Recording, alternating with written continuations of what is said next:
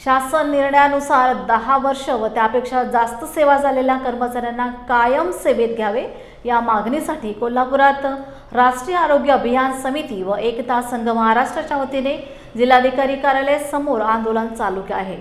गेली 16 दिवस हे आंदोलन चालू असून याची दखल अद्यापही कोणी घेतलेली नाही। त्यामुळे आंदोलनकर्त्यांमध्ये तीव्र संताप व्यक्त केला जात आहे। जोपर्यंत आमच्या मागण्या पूर्ण होत नाहीत तोपर्यंत हे आंदोलन आम्ही बेमुदत ठेवणार असल्याचं आंदोलनकर्त्यांनी सांगितलंय। शिवाय धार नाही तलवारीच्या पाठीला, रस्त्याशिवाय धार नाही तलवारीच्या पाठीला, एकच नारा, एकच नारा, काय पाहिजे,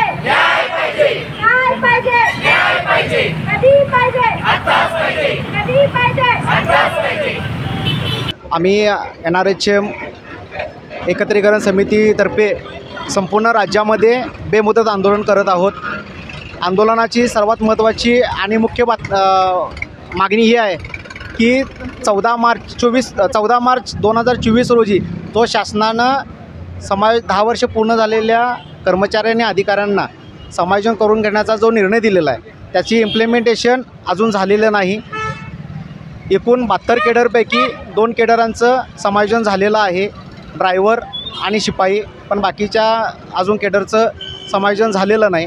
आम्ही आपल्या न्यूज चॅनलच्या माध्यमातून सरकारला ही विनंती करतो की जे 10 वर्ष पूर्ण झालेल्या अधिकारी आणि कर्मचाऱ्यांचं समायोजनाचा जो GR झालेला आहे तो त्वरित लागू करण्यात यावा। त्याचबरोबर इतर ज्या 18 मागण्या आहेत, समान काम समान वेतन असेल, वेतन सुसूत्रीकरण असेल, विमा लागू असेल, या प्रकारच्या ज्या 18 मागण्या आम्ही केलेल्या आहेत त्याचाही गांभीर्यपूर्वक शासनाने विचार करावा। या संपामध्ये शासनाकडनं आम्हाला अशी विनंती केली होती की तुम्ही संप मागे घेऊन कामावरती हजर व्हावं, पण आमची मागणी अशी आहे की जोपर्यंत आपलं समायोजन होणार नाही तोपर्यंत आमचा संप हा कंटिन्यू चालू राहणार आहे। आपल्या चॅनलच्या माध्यमातून शासनाला विनंती परत हीच राहील की ज्या काय आपल्या प्रलंबित मागण्या आहेत, 10 वर्षाच्या वरती ज्या कर्मचाऱ्यांनी काम केलं त्या कर्मचाऱ्यांचं सरळ सेवेमध्ये समावेशन करणं, वेतन सुसूत्रीकरण असेल आणि बदली धोरण असेल, या सर्व धोरणाच्या आमच्या मागण्या मान्य कराव्यात।